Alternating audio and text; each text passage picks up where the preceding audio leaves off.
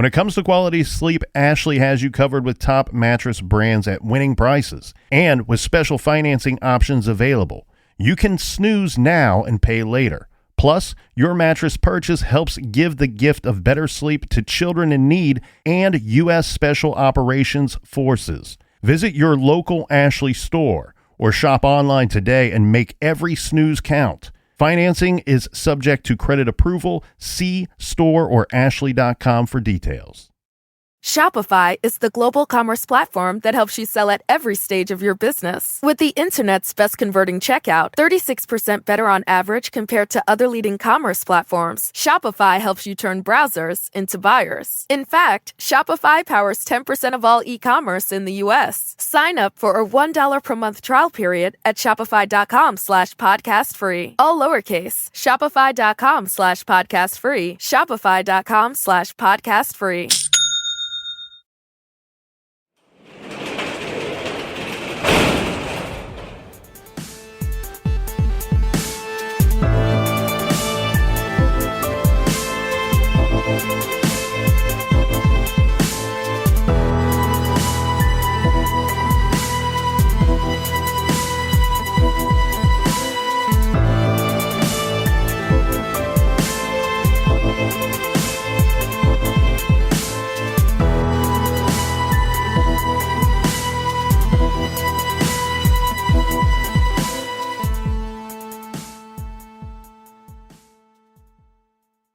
Welcome to True Crime Garage. Wherever you are, whatever you are doing, thanks for listening. I'm your host, Nick, and with me, as always, is a guy that informed me earlier today that due to recent cutbacks, the light at the end of the tunnel has been turned off. He is the captain. Yeah, for all Browns fans. It's good to be seen, and it's good to see you. Thanks for listening. Thanks for telling a friend.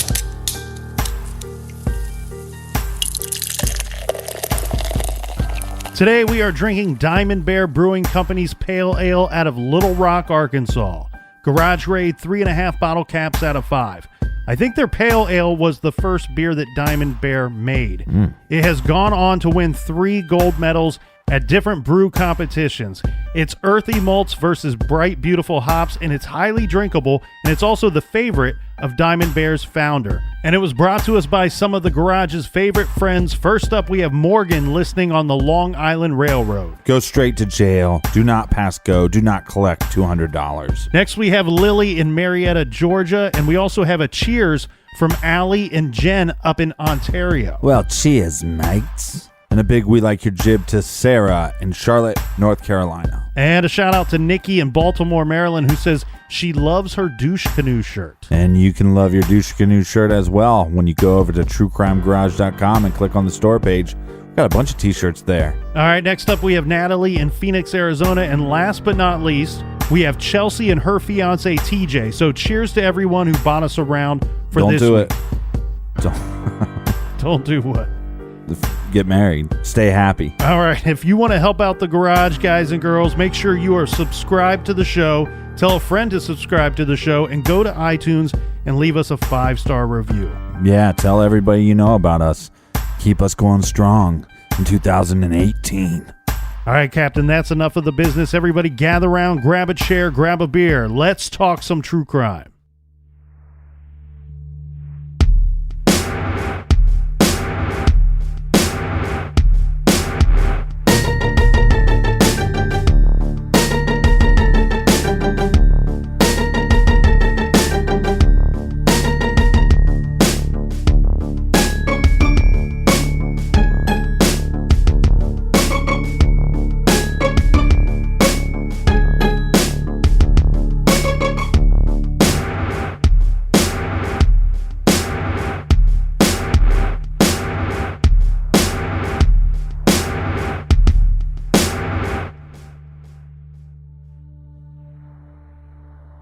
This is an open letter to Melissa Witt's killer. We are still searching for you. We know that you are most likely still in this community. You are someone's friend, coworker, spouse, parent, or neighbor. On the outside, you might appear to be normal, even friendly and kind. But on the inside, that's a different story. because in your heart you carry murder. You carry the horror of the crime you committed against an innocent young woman. I often wonder if Melissa was the first person you murdered. Or had you killed before? And have you killed since? The details of the crime make it clear that you have ties to the area in which Melissa's body was discovered. You knew that area well. Maybe you're a hunter. My guess is you are someone with very poor relationship skills. You are most likely a loner. You have severe anger issues. You probably abuse people and animals. Did you interact with Melissa? Did Melissa reject your advances? I bet she did. And I bet that made you feel humiliated and angry. You must have been embarrassed when a beautiful 19-year-old girl wanted nothing to do with you. This made you feel small. And when you did not get your way, you threw a fit and lashed out at her. You're pathetic. Sometimes I think you might even live near the location where you left Melissa's lifeless body. Is that why you chose that location? Do you ever worry that people close to you suspect you of Melissa's murder? Do you ever wonder if they have noticed your suspicious behaviors and whisper behind your back? I believe they do suspect you. I believe they will come forward and turn you in. It's only a matter of time before they figure you out. Once they suspect the horror you are capable of committing, they will tell others. It is my hope that if anyone who knows you and suspects you of Melissa's murder, I hope they find the courage to come forward and tell us who you are and what you have done. In fact, there is an anonymous tip line set up for this very purpose. I hope that scares you. There's a Facebook page, Who Killed Missy Witt? There have been over 2.5 million people who have visited this page. And I hope that scares you. Just know, you won't be able to hide forever. Law enforcement will find you. And I look forward to the day that your secrets are revealed. I look forward to when you are arrested and convicted for what you have done. This is the case of Melissa Witt.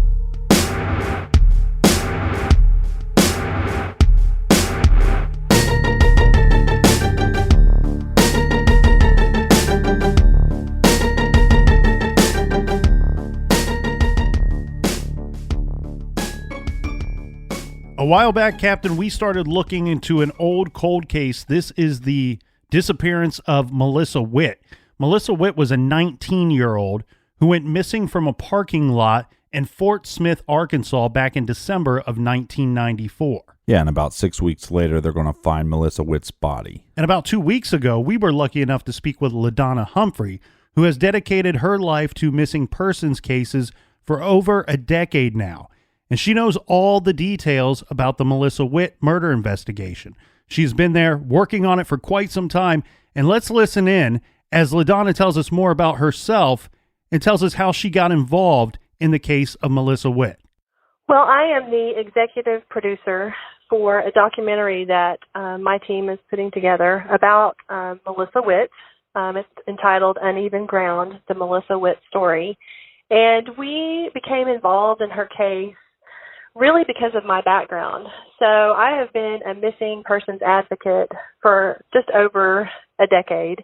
In fact, 11 years ago, I helped to co-found an organization that offers assistance and resources to families that have missing adults all across the United States. Because what we had seen by and large is that there were many resources given to missing children, but nothing really for adults. And in that process, that team, that nonprofit team, really wanted to put together a documentary.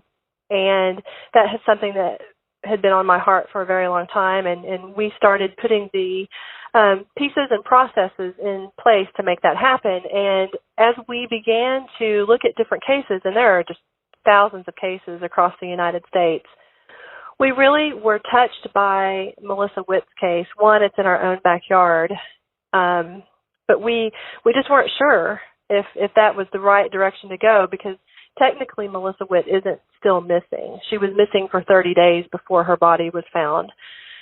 But, really, long story short, our team was so captivated by her case and really wanted to see justice happen that we felt like if we were able to get involved, that maybe we could somehow help bring some closure to the case.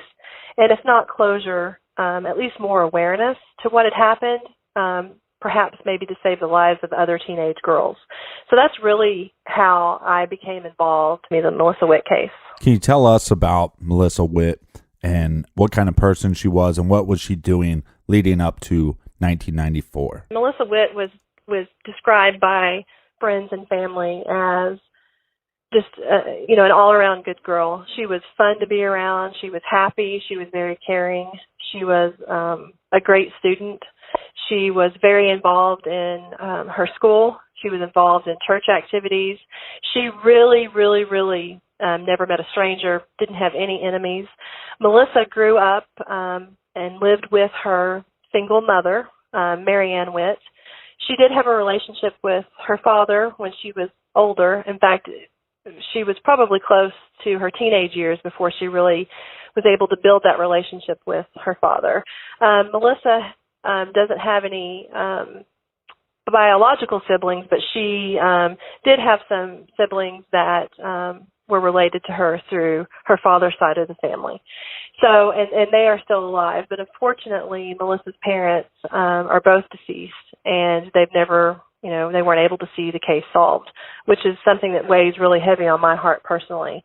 Melissa and I never met each other, but I actually have friends, pretty good friends, that knew Melissa Witt. So this case really hits home for me because she was just an all-around likable, lovable girl. Now, in 1994, Melissa Witt was a college student. Is that correct? That's right. In 1994, Melissa was attending the community college in Fort Smith, what was then called West Ark Community College. It's now the University of Arkansas in Fort Smith, but it was West Ark Community College at the time. She was wrapping up her first semester of school. That December 1st was a Thursday, and she was going about her day. She had gone to class that morning. She went to lunch with a friend. After she left that lunch meeting with a friend, she went to work. She worked for a dental office in Fort Smith. Her goal in life was to be a dental hygienist. Well, let's get right into it. Let's get into December 1st, the day that Melissa went missing. She left work that day. I mean, it was just a typical day. Left work that day to go home and change clothes, and that's just when everything fell apart. She went home, she changed clothes, she found a note from her mom that said, "Hey, I'm at, Bowling World tonight." Her mom bowled in a league. "If you want to stop by, come see me. I'll buy you a hamburger. I know we argued this morning, but I'd really like to see you." And so it's believed that Melissa saw that note, and that's why she went ahead and went to Bowling World that night. She never made it inside Bowling World.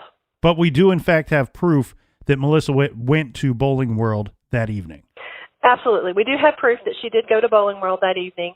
Her car was found in the parking lot, but it is believed that she arrived at Bowling World approximately, it's believed, between 6:15 and 6:30. When she left the dental office, her car wouldn't start. She had some help getting her car started. She went on home and changed clothes. We do know that she did make it home to change clothes.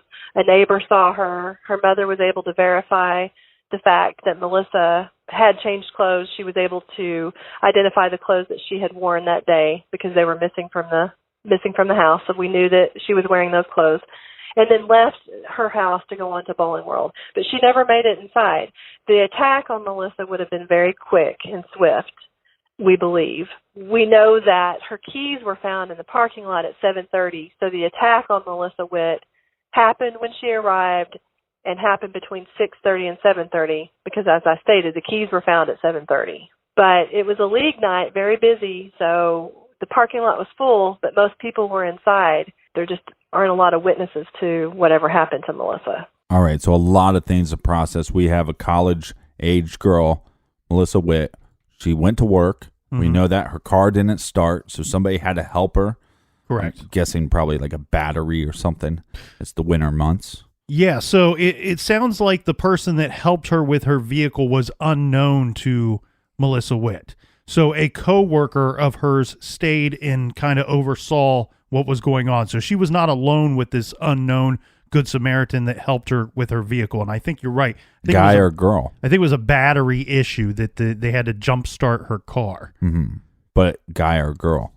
I'm guessing a guy helped her. I have no information as to the gender of the coworker or the gender of the Good Samaritan. Right. So she leaves work. She goes home. She changes. We have some evidence of that. Then she comes to the bowling alley. It's league night. She's going to go hang out with her mother. Yes. And so she would have finally left work around 5:45, stopping off at her home. And then, as you said, going to Bowling World to meet up with her mom. And it sounds like she would have arrived there between about 6:15 and 6:30 on that evening. Right. Then we have this hour gap, and then these keys are found. Her keys are found in the parking lot. Uh-huh. Right. So at 7:30, the keys are found, and that's perfect because that leads us to our next question that we had for LaDonna. If the keys were found at 7:30, is that the time that we now know that we have a missing person? No, and that is where this case just really almost falls apart at the beginning. Because Melissa never went inside the bowling alley, her mom assumed that she just didn't show up that night. When her mom left the bowling league, it would have still been crowded. It's a very large parking lot. She didn't see her daughter's car, but she wasn't looking for her daughter's car. Melissa never showed up. As far as Mary Ann was concerned, Melissa had gone on to do something else. So it wasn't until Mary Ann Witt had gone home and Melissa didn't come home that night. So about 3:00 in the morning, after, calling friends and waiting frantically for Melissa, she decides to kind of drive around looking for Melissa.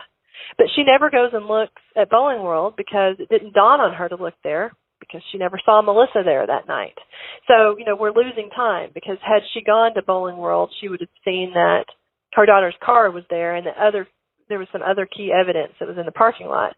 So unfortunately, Mary Ann went back home. She called the police the next morning, and when the patrolman came out to take the report from Mary Ann Witt about Melissa, he asked her, had anything happened between you and Melissa that day? Was there any kind of an argument?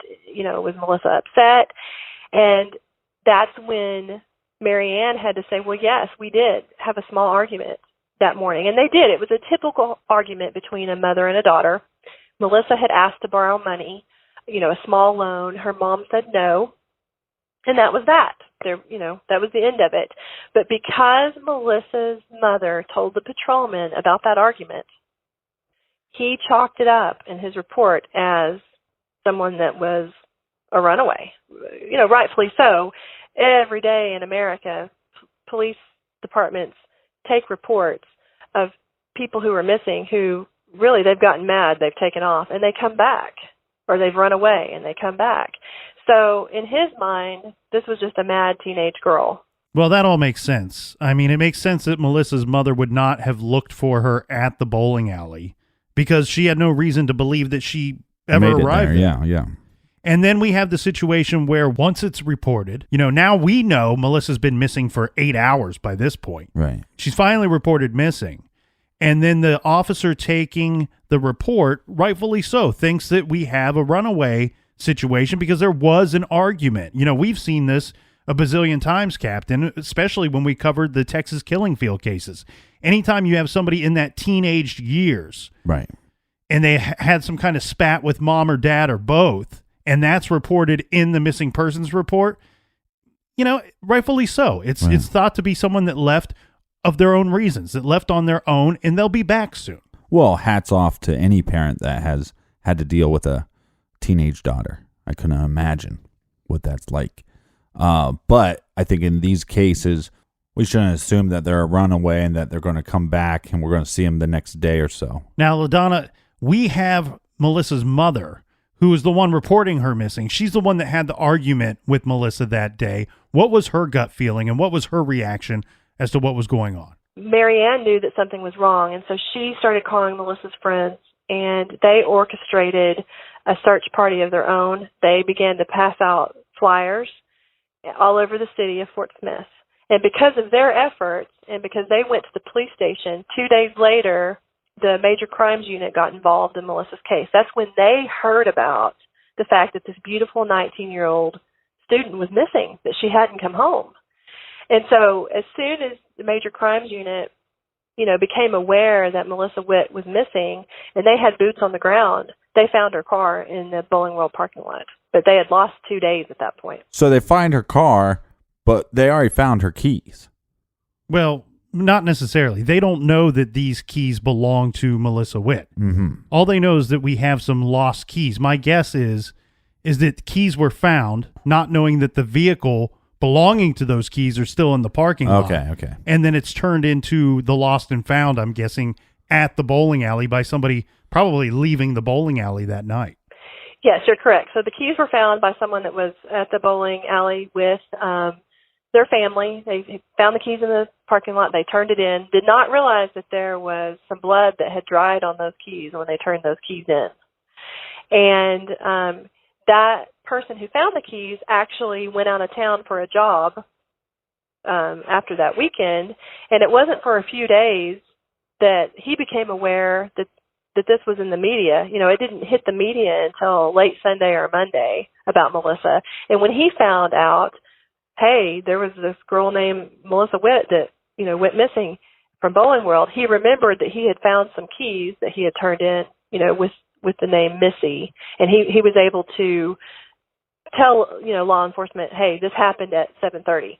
So that helped establish a timeline. But they also knew that they had a very serious crime on their hands, because once her car was found in the parking lot, they also found pools of blood throughout the parking lot that later they were able to determine the blood belonged to Melissa Witt. They found a crushed hair clip that belonged to Melissa Witt. They found one of her earrings.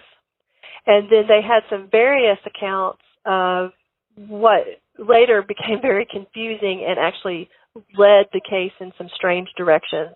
But they did have some witnesses come forward that said that they had seen an argument in the parking lot. Another witness had said, he had heard screams.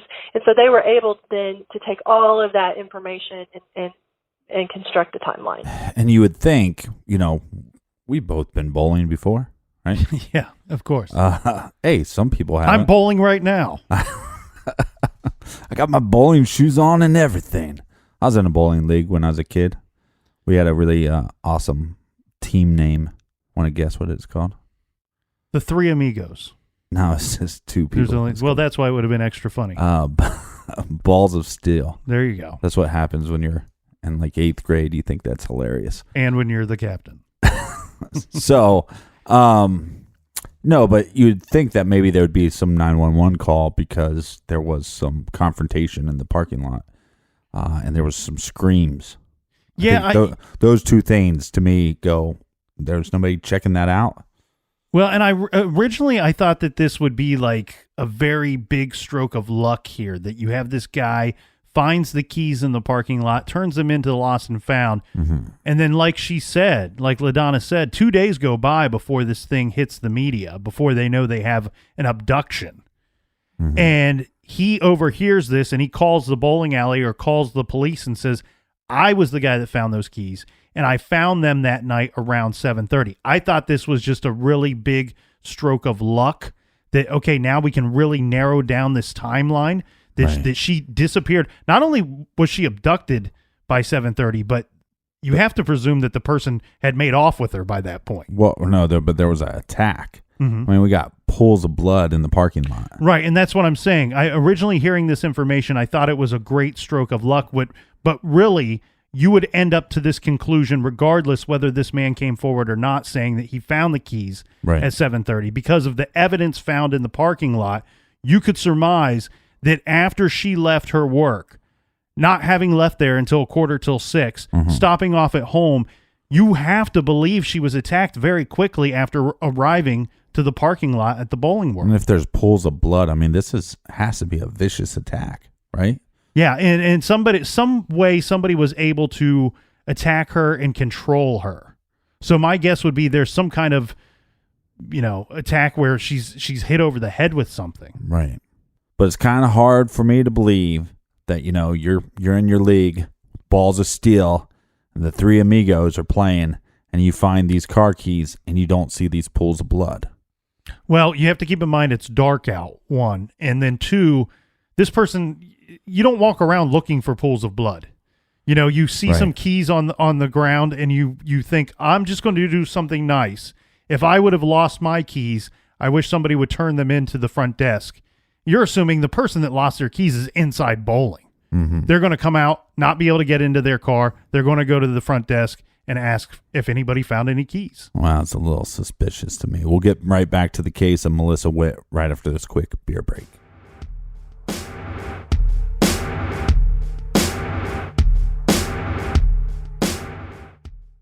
This show is sponsored by BetterHelp. Do you look forward to the holidays? Maybe you struggle with seasonal blues. This time of year can be a lot, and it's natural to feel some sadness or even anxiety about it. But adding something new and positive to your life can counteract some of those feelings. Therapy can be a bright spot, something to look forward to make you feel grounded, and to give you the tools to manage everything going on. If you're thinking of starting therapy, give BetterHelp a try. It's entirely online, designed to be convenient, flexible, and suited to your schedule. Just fill out a brief questionnaire to get matched with a licensed therapist and switch therapists at any time for no additional charge. Find your bright spot this season with BetterHelp. Visit BetterHelp.com/garage today to get 10% off your first month. That's BetterHelp, HELP.com/garage. Shopify is the global commerce platform that helps you sell at every stage of your business. With the internet's best converting checkout, 36% better on average compared to other leading commerce platforms, Shopify helps you turn browsers into buyers. In fact, Shopify powers 10% of all e-commerce in the U.S. Sign up for a $1 per month trial period at shopify.com/podcast free. All lowercase, shopify.com/podcast free, shopify.com/podcast free.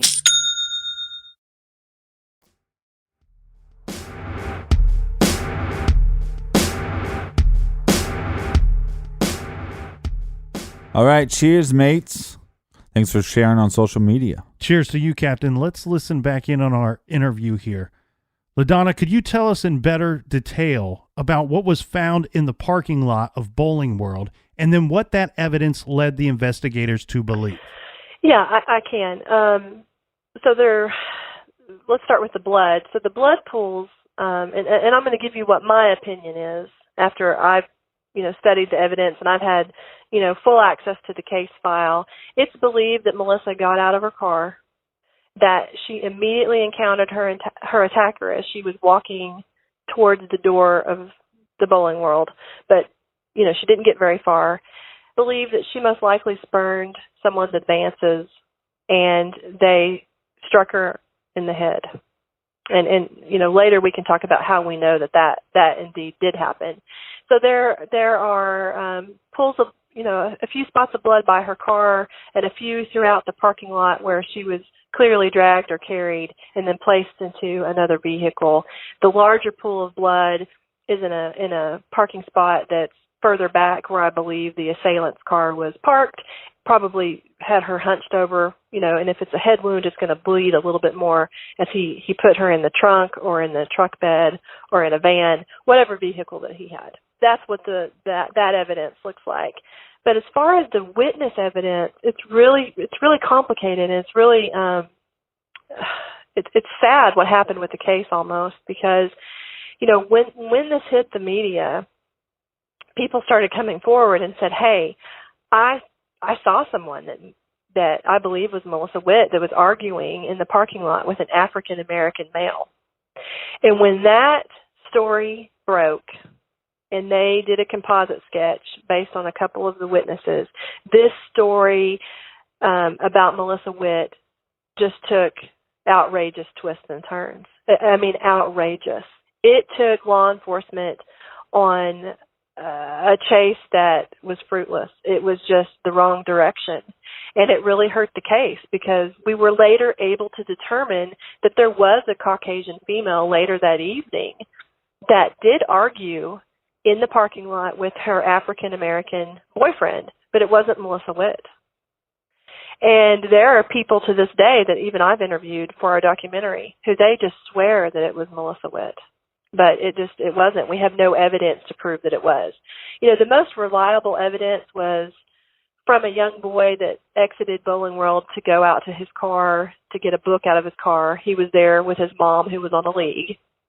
And around 6:30, 6:40, he heard a woman scream, "Help me." Now, he didn't see anybody really.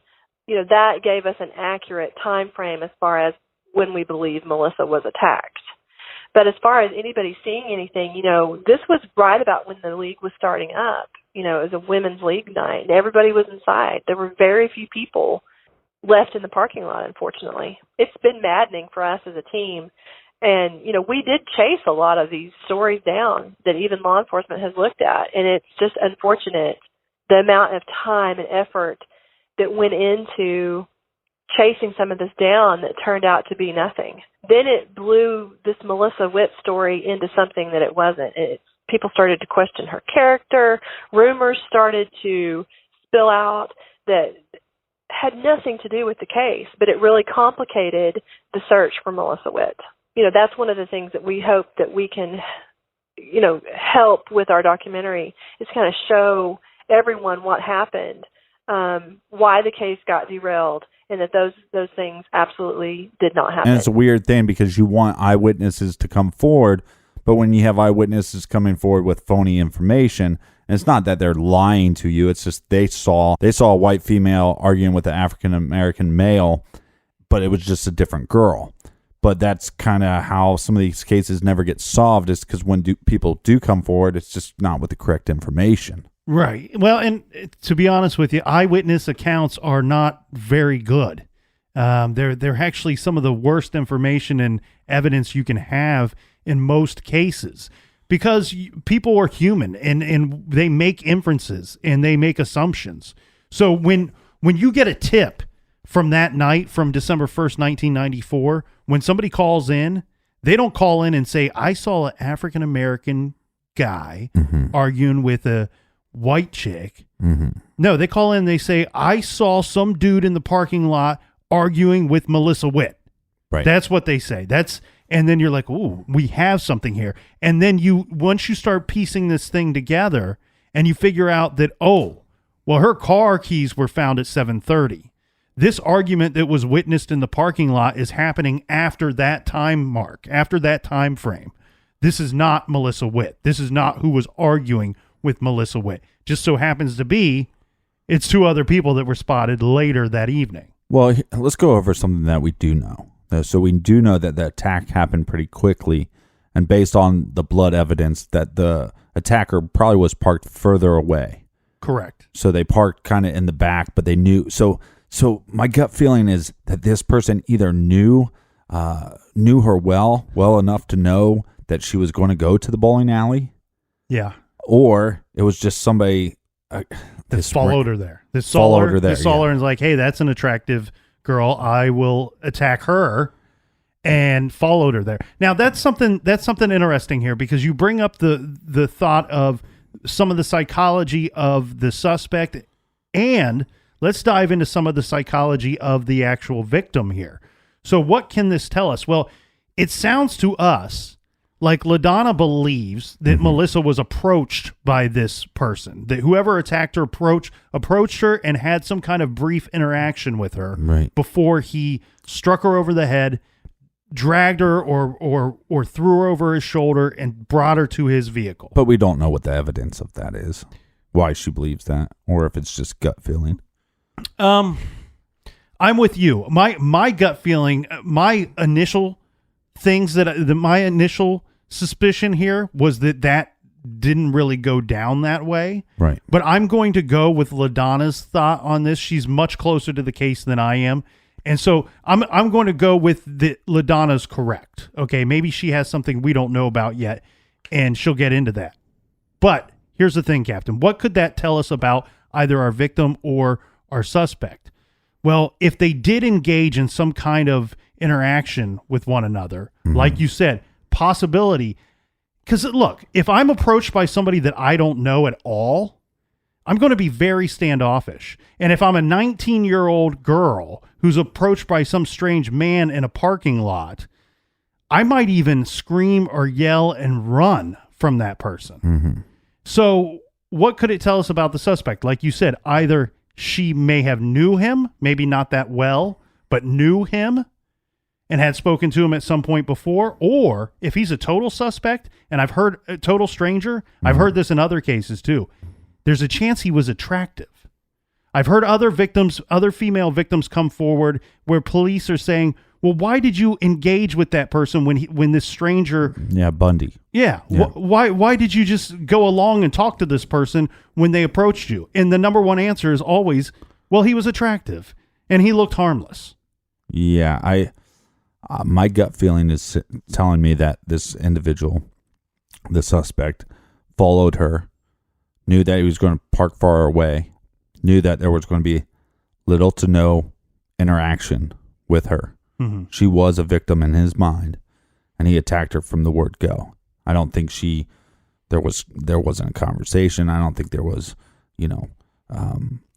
come with me or anything. I think it was just, I'm going to hit this lady. This is my game plan. I'm going to park a little bit further away. Mm-hmm. We're talking about a bowling alley on a league night that's full. I mean, if you drive by, you drive by a bowling alley like on a Tuesday that there's no league night. I mean, it looks like the place has gone under. There's nobody there. Right. But you go on a league night, it's like, it seems like bowling's like the best thing since sliced bread. So there's tons of people in the parking lot. You know that if you're going to attack this individual, that you have to do it quickly. I believe this suspect has ran into her before because he had to know not only, and I don't know where, but he had to know that I'm going to be able to attack her and I'm going to be able to manhandle her back into my vehicle. You see what I'm saying? Yeah, but here's where my mind goes. I think that if he was a total stranger, that I don't think he followed her there. Because if I'm following a total stranger to a parking lot, and like you said, it's a fast attack, but the longer that this attack takes place and the longer that it takes me to get the victim from where I attack her into my vehicle, right, the more likelihood that I'm seen, that I'm spotted, that somebody jots down part of my license plate or gives a good description of my vehicle and myself. Mm-hmm. So here's where my thought is. If he's parked that a decent distance from her, right, I'm almost thinking he was already there when she pulled into the parking lot. Right, and so he's just... Okay, he might have been sitting in the parking lot, scouring the parking lot, waiting for an attractive young woman to pull into a spot, and he's going to approach her and attack her. Yeah, and which, because something that was really interesting before, that was said before, was this was a league night. Mm-hmm. This was ladies' league night, and somebody would know that.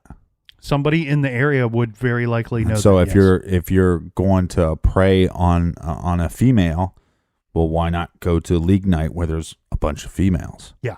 But like I said, I think once the suspect knew this person's my victim, or just from eyeballing the person, I can carry this person back to my vehicle because it's going to have to be somewhat quick.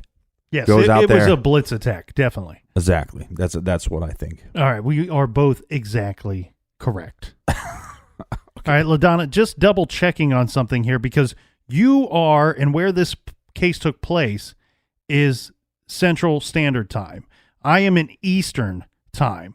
So I'm guessing, though, even though that this is Central Time, that in December, we're probably 6:30, 6:15. We're probably getting dark outside at that time. Right, you're correct. About that time, about 6:15, it's getting darker.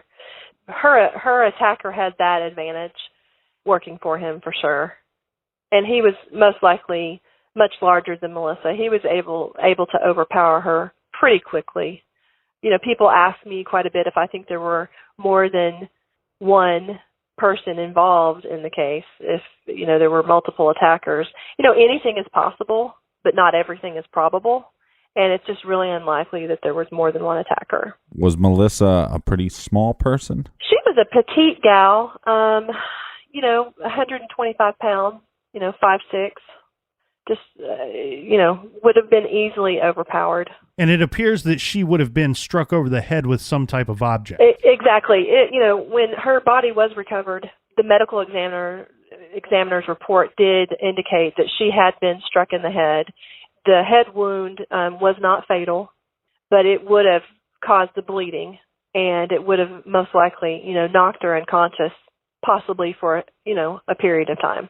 So that's definitely, somebody struck her in anger, maybe they did strike her because she wouldn't come with them, or they were trying to control the situation, or, in my opinion, it was somebody that she knew, in my opinion, and I think it just got out of hand really quick. Given what we now know, it would lead me to believe a couple different things here. Mm-hmm. That either she, like you had said, Captain, that she was followed there, or... Yeah, that's my gut feeling. Or this was some type of crime of opportunity where there was a person leaving the bowling alley that saw her, or for some reason was already in that parking lot. So, LaDonna, is that the two possibilities? I would add maybe a third thought to that as well, though, is that she sometimes did attend league night with her mom.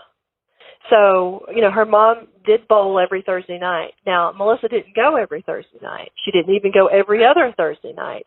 She didn't go often enough that someone would have been certain she would have been there. But if someone had known her, they would have known it's a possibility that she was there. So that's something to think about, too. I really do truly believe that whoever attacked and killed Melissa Witt had met her at least once before. I think that they wanted Melissa Witt. I think that she rejected them. And I think that they were there either hoping she was going to be there, or they followed her with the intent of either trying to win her over and woo her, or maybe their intent was to murder her. I mean, I can't say for certain. I mean, when we talk a little bit more about how she died, it's a very intimate crime, which also indicates that it was somebody that she knew. Definitely a crime of passion. Melissa's body was not found until about 6 weeks later. Can you tell us how and who found her? I can. She was found 6 weeks later in Franklin County, and a portion of Franklin County that's called Ozark, Arkansas. It was in the Ozark National Forest. She was found off an old logging road, and she was found by two trappers. And there's a lot of mystery around this because these trappers traveled that road every single day. And she hadn't been there the day before. But, they came that morning, January 13th, and they found her that day. And the night before, the Fort Smith Police Department had received a phone call, an anonymous phone call, from what is believed to be a grandmother and her grandson. And the grandmother was urging her grandson to tell police what he had found. But he was too afraid to talk on the phone, and basically they ended the call. Police were not able at that time, unfortunately because of technology, to trace that call. But it's believed that call was about Melissa Witt. We believe that person actually found her body and moved her body from where the killer had placed it. Her body had originally been placed behind a rock, this large rock off of that logging road that actually kind of looks like a tombstone. I've been there, and this rock is actually kind of uphill from the road. So when you think about this in context of, when she died, how she died, and the location of where he took her and where he placed her body, it's all it's concerning. It's someone, in my opinion, that knew that area and most likely lives in that area. there's a lot of different theories on, when Melissa Witt died. And I'm not so certain that it was that day. Law enforcement believes that it was that day. But I think it's possible that there was a couple of days of discrepancy there. So if she wasn't killed the day that she was taken, so this monster that takes her could have took her somewhere and held her captive and possibly tortured her for a couple days. That's what's frightening to me because, she was found completely nude. The killer had taken, all of her clothing, her socks and her shoes. He had taken her other earring, and he had taken her Mickey Mouse watch, and he also took her purse. So none of her belongings have ever been found. And it makes you question this jackwagon of this grandson. Like, why are you moving the dead body? Note to kids, don't move the dead body. And LaDonna, that is a crazy thing right there, because we've read about this case quite a bit, and this was not something that we had come across.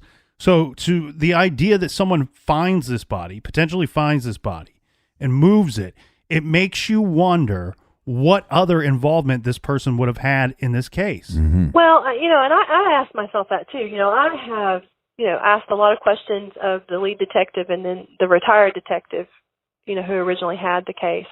And I've worked on this project for 2 years, and I'm perplexed by that because, what that means for this poor girl who was murdered is that not only did she meet an attacker in this parking lot, and he takes her to this remote location, she's killed, she's placed behind the rock, and then somebody else comes along and moves her. I mean, that's just horrific to me. And it's really unlikely that the person who moved her didn't know about the crime.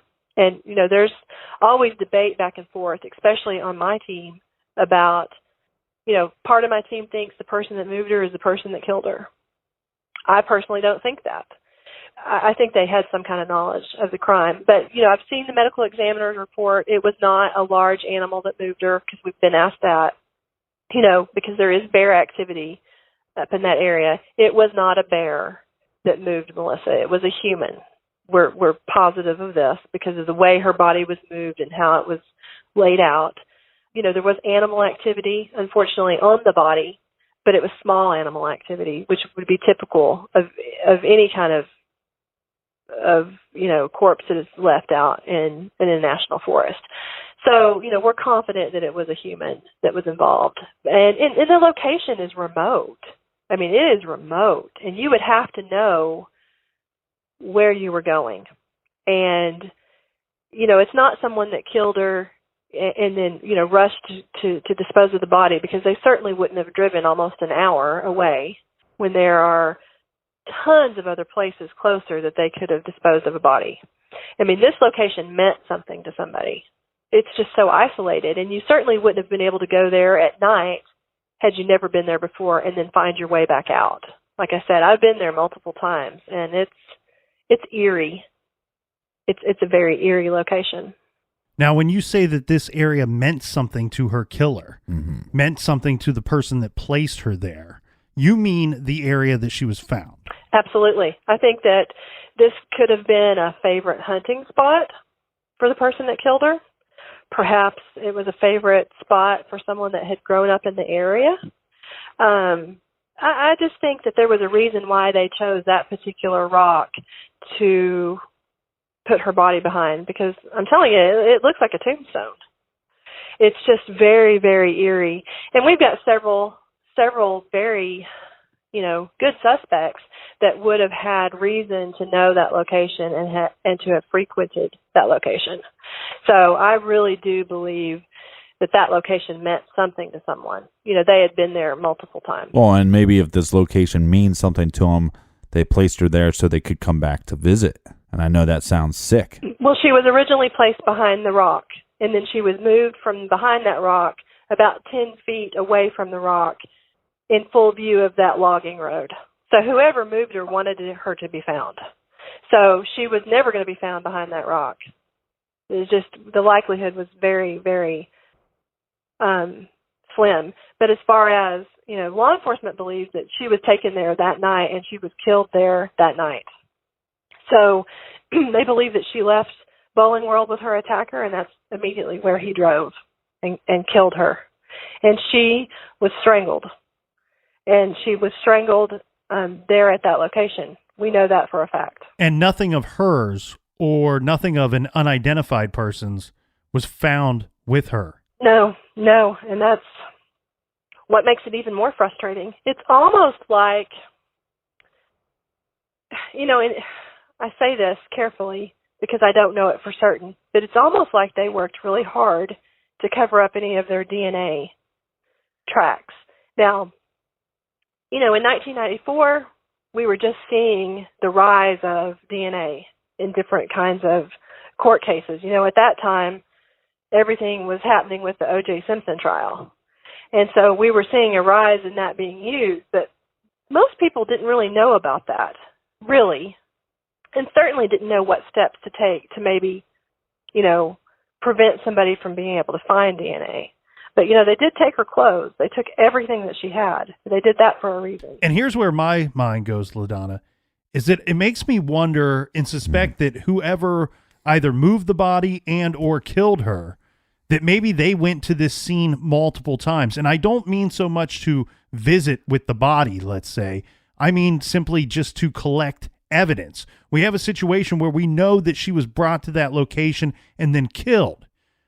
Well, if she was taken there like law enforcement would believe that evening and killed there that night, she was killed in a remote wooded area in the dark. It would be damn near impossible to assure yourself as the killer that you've located every piece, every belonging that she brought with her to that location, and that you, in fact, didn't drop any of your belongings there that evening as well. You're exactly correct. You're exactly right. I play that scenario in my head, and I do believe that the person that killed her and maybe some others that found out about the crime did visit the scene. There were some reports, and we have a composite sketch that has been circulating of a car and a man that was in the car that was seen on that logging road not long before her body was found. And so being able to identify who that man is a mystery. But here's another theory that I'd like to kind of put out there. And again, it's my opinion, but it's hard for me to believe that someone attacked her and then drove her an hour away, okay, because she would have not been unconscious the entire time. She would have woken up at some point. So how did they subdue her for that 50, 60-mile car ride? They take her out to this location. They most likely sexually assault her because she is found, nude, right? So did they sexually assault her out in the cold in December? Up on a hill behind a rock? I mean, that makes no sense. I mean, we know that she died at that location because, according to the medical examiner, there was debris from that area that they were able to determine came from that area in her lungs and in her airway. So we know that she that's how she died. It seems more plausible to me that perhaps he lived nearby and she escaped him maybe the next day, maybe the day after, and he chased her, and she came to that location, and he caught her, and he killed her. That seems more plausible to me. But I debate that. I debate that with the retired detective, and I debate that with my team. I mean, we don't know for sure. But that does seem to me, in my opinion, to make the most sense.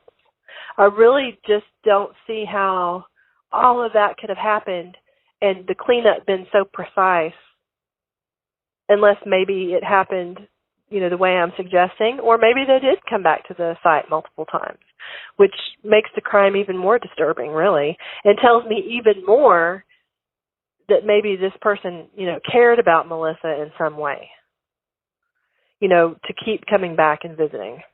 It's a possibility. But my fear is that we're never going to find out. I mean, here we are 2 decades later, and it's just we still are seeking those answers. So just to be clear here, if she were left behind that rock, she most likely would have never been found, and then she's moved down to the road where it's very obvious that she would be found and be found very quickly. Well, she was moved closer to be viewable from the road, right? You think about that. They moved a body that had been decomposing for 6 weeks. I mean, that is a horrific thing to do. I still get chills when I think about that. But you really want to wonder about the psychology of the fact that somebody moves this body. Mm-hmm. It almost goes to one of two things for me, that either someone was showing some form of remorse for finding Melissa or knowing that she was there or putting her there. One, it's hard to believe with a body so decomposed that somebody would move it by accident, or, it'd be a younger person that was curious about the dead body because it was so decomposed, but it's still a probability. And you see, like, maybe there's remorse that somebody wants her to be found so that there's some form of closure for Melissa's family. Mm-hmm. Maybe so that she receives a proper burial rather than laying out in the woods. Or does somebody want credit for this? Does somebody want it to be known that she didn't just leave on her own or that she was kidnapped? Right. Does somebody want some form of credit in the newspapers or on the news that she was in fact taken and she was in fact murdered? Exactly. Or maybe the killer, in a drug-induced state, told someone else, and they were overwhelmed with guilt and they moved the body. I mean, it's possible that a hunter did come across the body. It's possible. I'm not sure I can understand why they would move the body and then not report it to police, or not just call police and say, hey, I found this body. There has to be a reason why they would be afraid that they would be blamed, or why they wouldn't just come forward. There has to be a reason.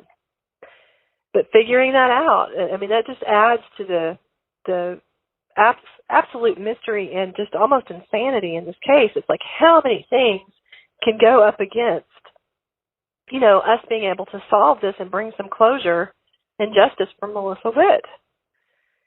It's frustrating. I lose a lot of sleep over it. I'm going to be honest. I lose a lot of sleep over it. What else can you tell us about that strange phone call that was received with a grandmother and a grandson calling about Melissa or about the body? Can you give us any more insight into that? Really, just that. I mean, there was enough information given on the calls that they know that the caller was calling about Melissa Witt. As far as them releasing that recording to the public to hopefully identify who those people were, they've never done that. It is something that we'd like to include in the documentary, so that's something that we're working towards being able to do. But that's as much knowledge as I have on it. I mean, it was a pretty brief call, but we are certain that the call was about Melissa Witt. And the person that wouldn't talk, wouldn't say very much, the young man, I believe he was truly terrified. I think he was terrified, maybe traumatized by what he had found, or maybe he was afraid he was going to be blamed, or maybe he had information that he just, didn't want to share because he feared for his life. I mean, that's possible.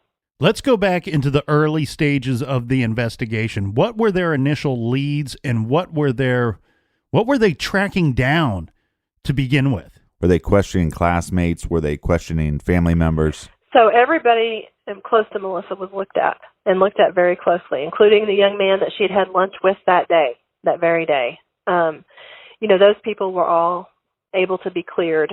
People at the community college were looked at. They were brought in, they were questioned. Sex offenders were brought in, they were questioned. There were about 300 people that were heavily interviewed in this case. I mean, there was one man who had committed a murder, in the next town over, and it could have been similar. It was a parking lot type of crime, and they brought him in, and of course that led to nothing. There was another suspect who they interviewed him many times, but he was posing as a police officer not far from where the bowling alley was, and they were able to clear him. They do have people that they've looked at that failed polygraphs that they've not been able to clear. I mean, there are a lot of suspects in this case. And I've been very intrigued and also very disturbed by the amount of level 3 sex offenders that were in the area and that didn't have an alibi that could have been responsible for this crime. I mean, it blows my mind. So the investigation, to the credit of law enforcement, it was thorough. They worked it hard. They worked every lead that came in. They were determined, and are still determined, to solve Melissa's case. There was just a lot of unfortunate things that happened. About 6 months after this happened, a young girl, a child, went missing. And it's one of the most infamous cases in the state of Arkansas and the United States. And that did divert media attention and the public's attention away from Melissa's case. It didn't deter Fort Smith law enforcement, but let's be honest, 6-year-old girl went missing, and that greatly affected what happened, even with the media keeping the story alive. So it was just a series of unfortunate events. Well, Captain, I'm glad that the investigators did that. I'm glad that the police did that. And what is that? They did the old pervert roundup. They did their old due diligence on the perverts. They don't always do that in these cases, and I don't understand why. Sometimes I question the investigations, but when you talk to all the people that she went to school with, and when you talk to the guy that she had lunch with that day, when you talk to the family, and you can't come up with any leads, the bowling alley doesn't provide any leads. You go after the perverts. You got to do the old pervert roundup. Yeah, show me your hands. And sorry if nobody likes that term, but guess what? That's what the detectives and the cops call it when you are not standing right next to them. Well, we have a lot of, what was it, level 3 sex offenders? Yeah, so level 3 sex offenders, and I think just to maybe we should be clear that this Fort Smith area of Arkansas is probably not as bad as LaDonna's making it sound there with the number of level 3 sex offenders. But when you have that amount of level 3s in the area, you have to talk with them because the recidivism rates are between 70 and 80% in a lot of these cases. Right. And so there's a strong argument that these level 3 sex offenders cannot be rehabilitated, that they will go out and they will offend again. Yeah, it's just a matter of time, really. The nice thing is, when you're doing the old pervert roundup, that it's actually not that complicated of a process, because it's kind of like the Cupid shuffle. Slide to the left. Well, every single one of them that had nothing to do with this murder or this abduction of this 19-year-old girl, every single one of them wants to talk to you. Yeah. All you have to do is make a phone call or knock on a door, and they will tell you everything. If they've got nothing to hide, they will tell you everything, because they're so afraid of going back to prison, because all of them are on parole. And so it's usually a pretty easy thing to do. I'm just shocked that there were so many in the area, but I applaud the investigators for making the extra effort. Well, the fact that they were also registered, I mean, that's the scariest thing, and we've talked about it before, but you can look it up. Basically, our government tells you, hey, there's about 100,000 sex offenders that should be registered that we have no clue where they're at. Yep. Over 100,000.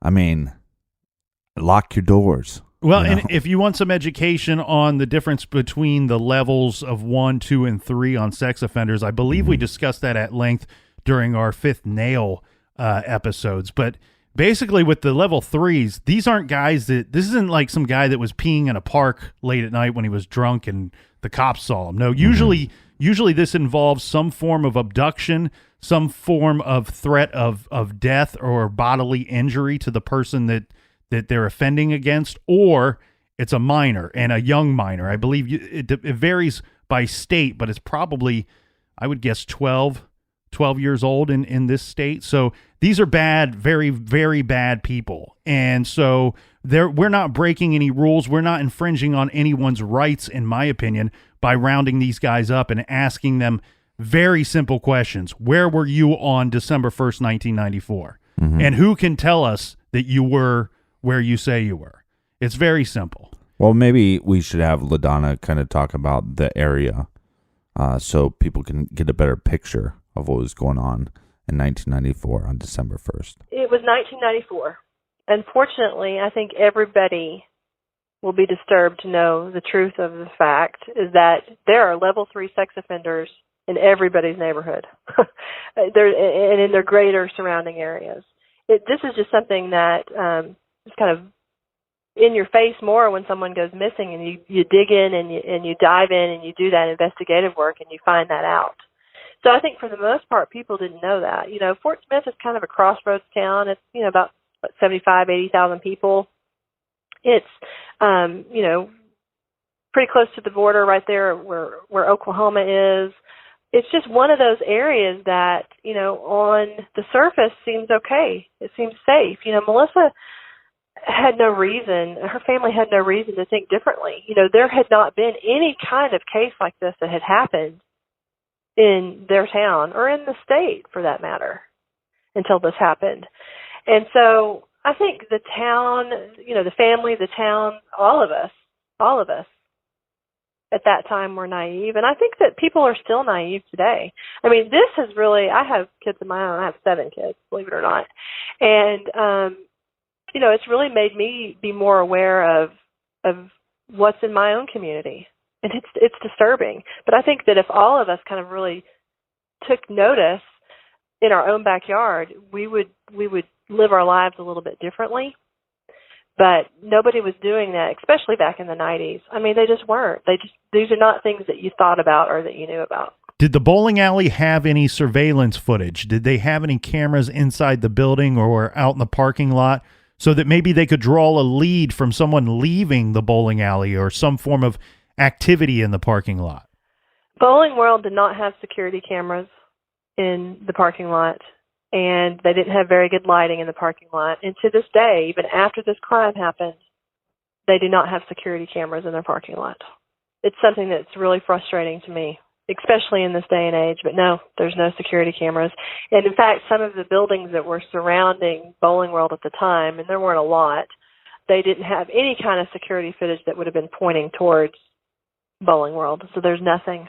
Now, there's some neighboring, convenience stores and some other stores that they were able to try to look at footage then to see if they could put some things together, but it wasn't close enough to Bowling World to be able to make any kind of identification on who took Melissa Witt. It's just like they came out of nowhere, like a ghost, and took her.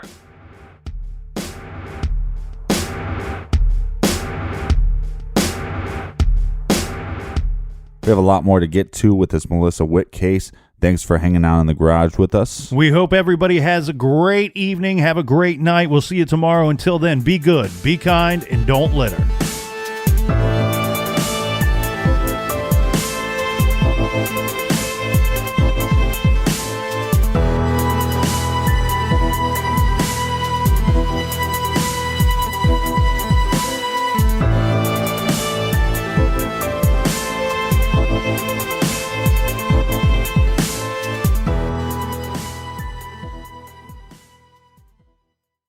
Shopify is the global commerce platform that helps you sell at every stage of your business. With the internet's best converting checkout, 36% better on average compared to other leading commerce platforms, Shopify helps you turn browsers into buyers. In fact, Shopify powers 10% of all e-commerce in the U.S. Sign up for a $1 per month trial period at shopify.com/podcastfree. All lowercase, shopify.com/podcastfree, shopify.com/podcastfree.